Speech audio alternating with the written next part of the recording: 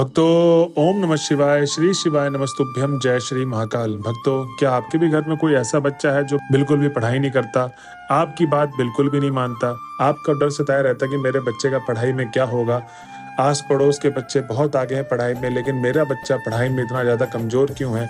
अगर आपके जीवन में ये सारी समस्याएं हैं बच्चों से रिलेटेड, और आपको ये भी डर सताया रहता कि आपका जो बच्चा है वो घर आता ही नहीं है, उसकी जो संगत है वो खराब है, और उसके जो साथ के जो बच्चे हैं वो नशा पत्ती करते हैं, कहीं मेरा बच्चा नशा पत्ती ना शुरू कर दे।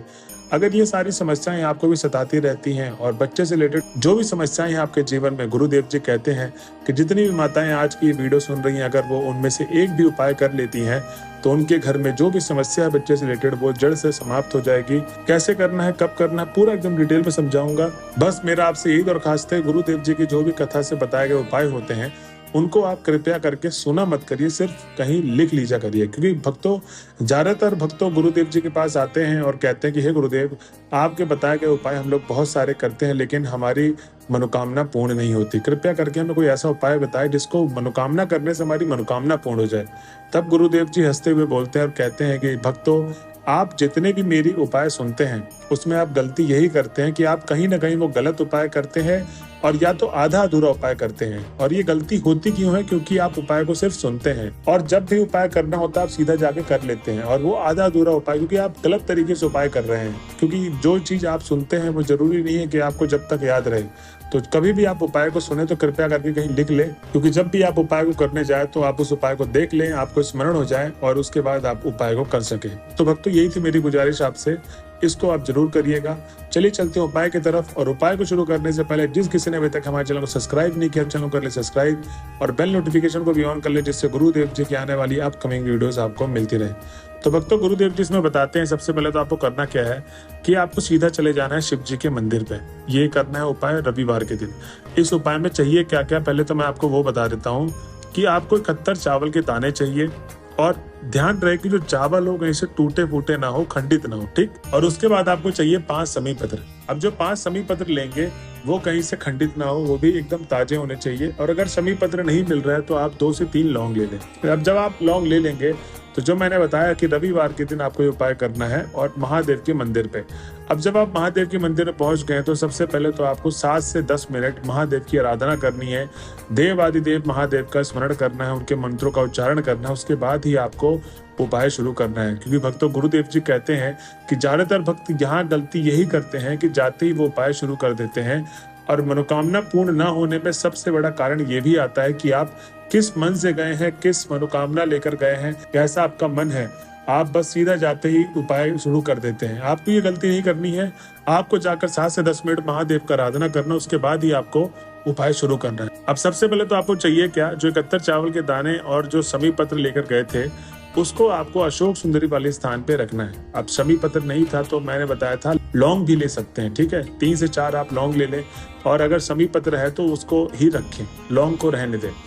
अब ये जो उपाय है ये माताएं वो भी कर सकती हैं जिनका घर में बच्चा नहीं रहता, या बच्चा आनाकानी करता है करने के लिए उपाय कि मेरे को नहीं करना है। तो इसमें गुरुदेव जी बोलते हैं कि वो माताएं भी उपाय को कर सकती हैं जिनका बच्चा नहीं आ रहा है मंदिर, ठीक है।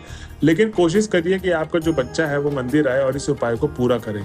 अब करना क्या है कि जो आप 71 चावल के दाने और समी पत्र लेकर गए हैं अपने बच्चों के हाथ से, और जिनके बच्चे नहीं है तो वो खुद ही माताएं समी पत्र और 71 चावल के दाने को अशोक सुंदरी वाले स्थान पे रख दें, और अभी हाथ को हटाना नहीं है। जो भी समस्या अपने बच्चे से रिलेटेड वो महादेव के सामने बोल देनी है, और आपको मनोकामना मांग लेनी है महादेव से। भक्तों, गुरुदेव जी कहते हैं कि अगर आपका बच्चा साथ में नहीं है तो उन माताओं को ये करना है कि उस बच्चे का नाम और गोत्र बोलकर जो भी समस्या है बच्चे से रिलेटेड और जो भी मनोकामना है वो बोल दे। तो ऐसे ही आपको करना है उपाय। भक्तों, गुरुदेव जी कहते हैं जो भी माताएं मेरे बताए गए उपाय को इस तरीके से करती हैं, जो भी बच्चे मेरे बताए गए उपाय को इस तरीके से करते हैं, उनकी जो भी मनोकामना है अपने कैरियर से रिलेटेड, अपने पढ़ाई से रिलेटेड, वो सारी की सारी पूर्ण होंगी। तो भक्तों, ये था पहला उपाय जो गुरुदेव जी ने बताया।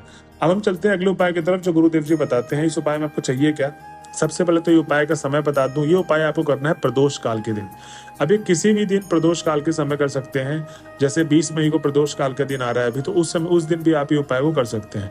इस उपाय में सबसे पहले तो आपको चाहिए क्या क्या वो लिख लें। 2 बेल पत्र चाहिए जो कहीं से खंडित ना हो, और लाल चंदन चाहिए, ठीक। अब करना आपको यह है कि बेलपत्र और लाल चंदन लेकर और 1 लोटा जल पीतल के लोटे में जो घर से भरा हुआ होना चाहिए वो सीधा आपको मंदिर परिसर लेके चले जाना है। अब जब आप मंदिर पहुंच गए तो मैंने जैसे आपको बताया था कि 7 से 10 मिनट भगवान भोले बाबा की आराधना करनी है, मंत्रों का उच्चारण करना, उसके बाद ही आपको उपाय शुरू करना है। ठीक, 7 से 10 मिनट आराधना कर लेंगे, आपका मन शांत हो जाएगा तो अब आप उपाय करने के लिए तैयार है।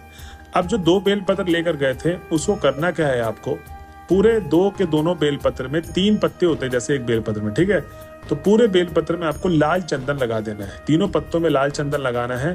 और उसके बाद आपको करना क्या है, दाहिने हाथ में आपको रखना है अपने, और दूसरे बाहिने हाथ से आपको मतलब जोड़ लेना है, जैसे बंद कर लेना है। ठीक, जैसे प्रणाम करते हैं तो ऐसी दाहिने हाथ में आप दोनों पत्तों को रख ले और बाएं हाथ से उसको बंद कर ले।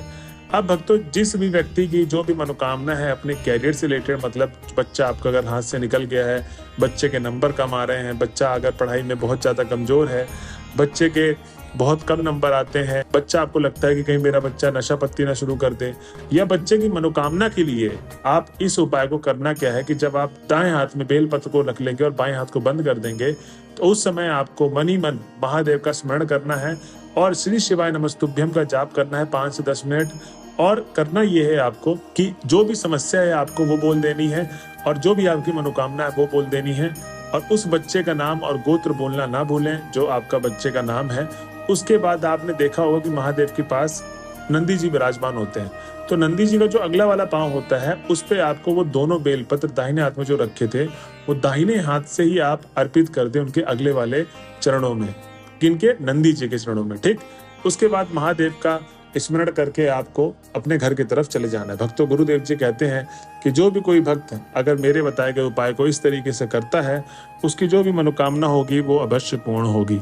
अब भक्तों चलते हैं लास्ट उपाय में जो गुरुदेव जी ने बताया है। इस उपाय में आपको करना क्या है, सबसे पहले तो आप नोट डाउन कर ले। इस उपाय में सबसे पहले तो आपको चाहिए 3 बेलपत्र। अब जो 3 बेलपत्र होंगे वही कहीं से कटे पिटे खंडित ना हो। ठीक, उसके बाद 1 लोटा जल जो आपको पीतल के लोटे में लेना है और घर से भरा हुआ होना चाहिए, और 1 शहद की डिब्बी। अब जो एक शहद की डिब्बी होगी वो आपको जो किचन में यूज करते हैं वो वाली नहीं, जो मंदिर में यूज करते हैं वो वाली चाहिए। ठीक, अब क्या करना है, आपको सीधा चले जाना है महादेव के मंदिर में। ये उपाय आप कभी भी मतलब किसी भी सोमवार के दिन कर सकते हैं। गुरुदेव जी कहते हैं कि कोई भी सोमवार के दिन आप सुबह के समय पे इस उपाय को कर लें, आपकी मनोकामना अवश्य पूर्ण होगी।